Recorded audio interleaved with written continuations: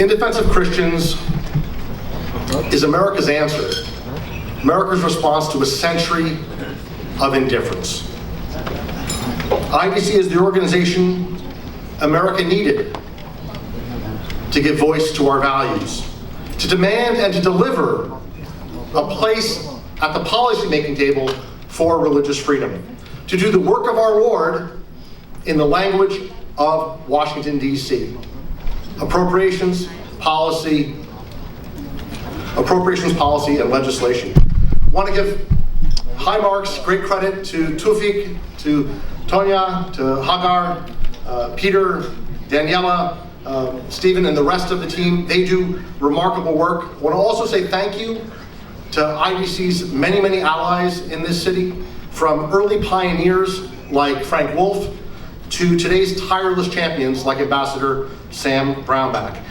The reason that a team, frankly, as small, with a budget the size of IDC can make such an outsized impact is precisely because they speak for so many Americans. They are the tribunes of a simple truth. A truth embraced in churches, in mosques, in synagogues, and other places of worship across America, but far too often, and for far too long, dismissed, even disdained by officials here in Washington, D.C. And that simple truth is this.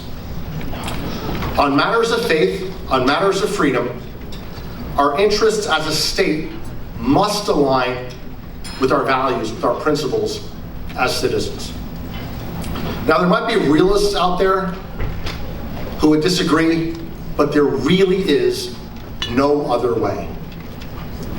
The Gospel of Mark teaches us that a house divided against itself cannot stand. We can add to that a nation acting against its own values cannot endure. We need not choose as Americans between being good and being great, between being principled and being powerful.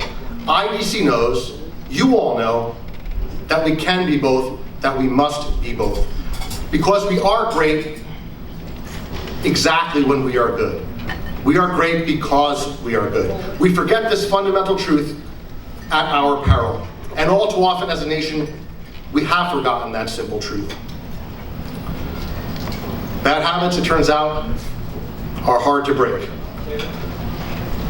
For far too long, religious freedom was the first thing traded away in our diplomatic dealings. The final item in the State Department cable, the last-minute addition to the Scene Center memo preparing for a meeting with a foreign leader. A box to be checked, but nothing more. Thank God that IDC has turned that tide. Step by step, policy by policy, their record is truly remarkable. Perhaps most impressive, if not most visible, is this. Instead of focusing first on the risks of standing up for religious freedom, U.S. leaders today are increasingly weighing the far-ranging costs of failing to act when there are attacks on freedom of faith. That's a big difference. That's progress. We see it across all the issues being advanced by IDC, from the Copts in Egypt to the Christians in Iraq, from the plight of the Yazidis to the future of Lebanon. In closing, I'll share with you a couple of these issues that speak to me most dearly as an American of Armenian heritage, like our dear Congresswoman Jackie Spear.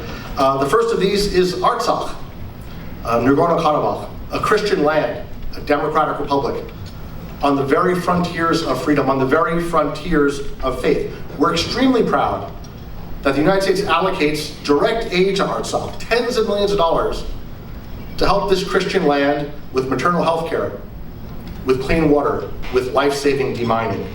Just recently, 100 legislators called upon USAID to continue that aid, and we look forward to working with the administration to see additional resources devoted to that effort. And second and last is the Armenian genocide. It's been touched on earlier, but I'll share this thought. We cannot speak credibly. As Americans, we cannot deliver the moral authority that we deserve when we speak about atrocities today, if we are forced very publicly into silence about the atrocities of the past. We cannot enforce gag rules against some genocides and then expect to be taken seriously when we say we are against all genocides. Honest U.S. remembrance, consistent with the legislation that Congressman Speer has introduced and similar legislation in the U.S. Senate, would be a wonderful, a powerful step.